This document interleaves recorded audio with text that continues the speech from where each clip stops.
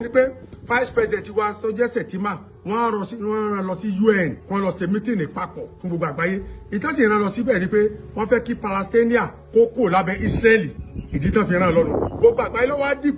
dìgbò against wọn yìí pé Palestinian o àfikún kó lábẹ́ ẹrú Israeli wọ́n ti wá accept pé wọ́n kó ìdí rẹ̀ tí Trump náà fi wá mú ọ̀yẹ́ lọ́wọ́ pé ẹ̀yin Nàìjíríà ẹ̀yin sọ pé gbàdá pé wọ́n fìyà jẹ Palestinian ṣe báwọn ẹ̀yà kan bẹ lọ́dọ̀ yìí náà táwọn náà ti kọ lẹ́tà sáwọn pé wọ́n pa àwọn so ló fi á sọ pé àwọn ń bọ̀ àtàkì Nàìjíríà so gẹ́gẹ́ bí òfin. ẹ̀yin tèmi àṣírí wa ti tú báyìí o àṣírí wa ti tú báyìí o ìdí tí Trump ṣe fẹ́ attack Nàìjíríà àṣírí wa ti tú ìmáàmù Yorùbá wọ́n ti ṣe àlàyé bí gbogbo ọ̀rọ̀ yìí ṣe jẹ́ gangan wọ́n ní Sẹ̀tìmà gangan ni wọ́n rán lọ sí United Nations o fún lórí ọ̀rọ̀ Israel àti Palestinian so Sẹ̀tìmà wá débẹ̀ ó vote against Israel wọ́n lóun ló mú ìbínú yẹn tí Trump tó wá fi attack Nàìjíríà kò ń ṣe pé ọ̀rọ̀ pé ó lo terrorist or no terrorist o wọ́n ní àṣírí tó tún yẹn gangan nìyẹn èyí tó ní kálukú bá fi máa lọ kàn máa lọ wọ́n ní kò ń ṣe inú ìjọba Tinubu ní àwọn Fúlàní tí ń pa àwọn Kìrìsìtẹ́nì tí wọ́n ń sọ yìí but àwọn Kìrìsìtẹ́nì tí wọ́n ń sọ you know everybody ń kó everyday but èmi ò mọ nǹkan tá fẹ́ máa discriminate inú bíbá yìí pé kò ń ṣe regime èèyàn kan àti ò ṣe regime èèyàn kan àwọn náà láyé ń wò nínú screen yìí tí wọ́n gbébọn dání wọn ò bójú wọn ò ṣe anything àwọn àmì ìlú òkè ń rí wọn kò sẹ́ni tó ń rí wọn but whichever way it is bàbá ìmáàmù ti ṣe àlàyé gan rẹpẹtẹ lórí bí àkóbá ọ̀rọ̀ bí Trump ṣe fẹ́ attack Nàìjíríà ẹ jẹ́ ká gbọ́ lẹ́nu àfáì please don't forget to subscribe like and share because wọ́n ti tú pẹ̀rẹ́pẹ̀rẹ́ ọ̀rọ̀ gbogbo kúlẹ̀kúlẹ̀ bí ọ̀rọ̀ náà ṣe jẹ́ gangan because everybody ń wò látọ̀kan pé ó dàbí pé Trump ṣàdédé pick lórí Nàìjíríà nítorí natural resources no nǹkan tó ń ṣẹlẹ̀ yìí gangan oríṣiríṣi nǹkan lórí everybody ti ń sọ from different angle but ìyẹn tún gbọ́ ìtí bàbá àfáì tún sọ lórí ìdí tí Trump ṣe wá attack Nàìjíríà. Nítorí pé a fẹ́ máa jẹran o ká máa wá pe màlúù ń bọ̀ dá o pásítọ̀ Ìsíkẹ́rì tó sọ̀rọ̀ níjó ní pé wọ́n pa àwọn èèyàn wọn ní Jos èèyàn 501 ni wọ́n pa ní ìjọ kan ó tó kéèyàn pa ju gbogbo àgbáyé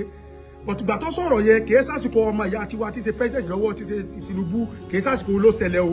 àsìkò ayé Buhari ni ọ̀rọ̀ tó sọ yẹn ti ṣẹlẹ̀ kìí sásìkò sí o tọ́lá àwọn èèyàn sì gbé sí àwọn ẹ má di ẹrù tí èsì ilẹ̀ Yorùbá lérí ẹ má di Yorùbá ìbá nǹkan jẹ́ o àsìkò Buhari ni ọ̀rọ̀ tó sọ ohun ti ṣẹlẹ̀ èèyàn tó sì pa lásìkò Buhari ní ọdún mẹ́jọ wọ́n jẹ́ 63,111 èèyàn tó kú lọ́dún mẹ́jọ lásìkò Buhari ọ̀rọ̀ tó sọ yẹn kì í sàsìkò ọmọ ìyá tiwa o àsìkò Buhari ló ṣẹlẹ̀ o so káwọn èèyàn mọ̀ sí gbọ́ sí àwọn pé bóyá àbí àsìkò Tinubu ni o 501 èèyàn tá pa ní ìjọ kan ní ìlú Jọ́sì bó ṣe nínú ṣé wàá rí ọ̀rọ̀ Kánò ṣe Kánò tá ń pariwo léré rí tá má fẹ́ kó rìlíìsì Kánò gọ́vnà stéètì Kánò sẹ́nẹ́tọ̀ mẹ́tẹ̀ẹ̀ta tó jáde ńbẹ̀ àti rẹ́ẹ̀pù mẹ́tẹ̀ẹ̀ta tọ́jáde nílùú Kánò àwọn ni wọ́n gbé ọ̀rọ̀ Kánò lọ sí House Assembly wọ́n wà pardon rẹ̀ kìí ṣe pé bóyá wọ́n máa pariwo pé bóyá Tinubu ló mú Tinubu kọ́ sì mú Kánò Buhari ló mú so ẹ má di ẹrù tí èsì lè ran Yorùbá lérí ìran Yorùbá ìbá nǹkan jẹ́ àmọ́ tó nǹkan ṣe ni so jẹ́ bá fẹ́ kọ́ pardon àwọn tá pardon jò ní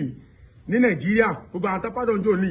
wọ́n gbé lọ sí tú àwọn honorable wọn ni àtàwọn senator wọn ni wọ́n fi wá gbé lọ pé wọ́n fi bẹ̀bẹ̀ kì í ṣe pé wọ́n gọ́ọ̀mẹ̀ntì ló sọ pé wọ́n pardon yẹn kẹ́tẹ́ pé báyà àwọn sẹ́nétọ̀ àtàwọn rẹ́pù lọ́wọ́ sí i so bí ọ̀rọ̀ ó ṣe jẹ́nu ìtọ́fà tí Trump fi ń dúnkokò mọ́ Nàìjíríà àti gbogbo ọmọ Yorùbá tí kálukú fi ń káyà sókè láti jẹta wípé Trump ló ń bọ̀ wá o òun ni pé vice president wa sọjẹ́ Sẹ̀tìmà wọ́n rán lọ sí UN wọ́n lọ ṣe meeting papọ̀ fún gbogbo àgbáyé ìtọ́sí ìran lọ síbẹ̀ ni pé wọ́n fẹ́ kí Palestinian kó lábẹ́ Israeli ìdí tán fi ràn lọ́nu gbogbo àgbáyé ló wá dìgbò against wọn yìí pé Palestinian o àfikún kò lábẹ́ ẹrú Israeli wọ́n ti wá accept pé wọ́n kò ìdí rẹ̀ tí Trump náà fi wá mú ọ̀yẹ́ lọ́wọ́ pé ẹ̀yin Nàìjíríà ẹ̀yin sọ pé gbàdá pé wọ́n fìyà jẹ Palestinian ṣe báwọn ẹ̀yà kan bẹ lọ́dọ̀ yín náà táwọn náà ti kọ lẹ́tà sáwọn pé wọ́n pa àwọn so ló fi á sọ pé àwọn ń bọ̀ àtàkì Nàìjíríà so gẹ́gẹ́ bí òfin ìgbà tán kọ lẹ́tà sí gbogbo àgbáyé tí àwọn Biafra kọ lẹ́tà ipe àwọn wá òmìnira Biafra ìgbà àwọn Yorùbá nation àwa náà ti kọ lẹ́tà tá a kọ ńgbà náà tí ó sì ipe à ń wá òmìnira nígbà tí wọ́n pa ọmọ ìyá tiwa ní Nàìjíríà Yorùbá nation sì láti kọ síbẹ̀ lẹ́tà yẹn pé Yorùbá nation ní kàbí ọdún 5 sí ipe Yorùbá nation àwọn náà fẹ́ gbòmìnira nígbà tá ń pa púpọ̀ so kìí ṣe pé àsìkò sí láti bẹ̀rẹ̀ Yorùbá nation kìí ṣe pé àsìkò sí náà ṣẹ̀ṣẹ̀ bẹ̀rẹ̀ Biafra kìí ṣe àsìkò sí náà ṣẹ̀ṣẹ̀ bẹ̀rẹ̀ Àríwá so gbogbo ẹ̀yà mẹ́tẹ̀ẹ̀ta tá ń wá òmìnira Nàìjíríà kìí ṣe pé àsìkò sí náà ṣẹ̀ṣẹ̀ bẹ̀rẹ̀ o wọ́n ti bẹ̀rẹ̀ ẹ̀ ti pẹ́ o kọ́kọ́rọ́ gbàdúrà wa o God bless Yorùbá nation ẹ ṣeun. tẹ́ ẹ bá lè rí àmì ṣe gbogbo ogun tó lóhùn ò ní gbọ́ tó lóhùn ò ní gbà lórí ayé yín, iná agbára Ọlọ́run máa jó dànù. Kí lè nǹkan tẹ̀ ń là kọjá tó dàbí pé ẹ ti wá ọ̀nà àbáyọ ṣùgbọ́n tí ẹ ti rí ọ̀nà àbáyọ?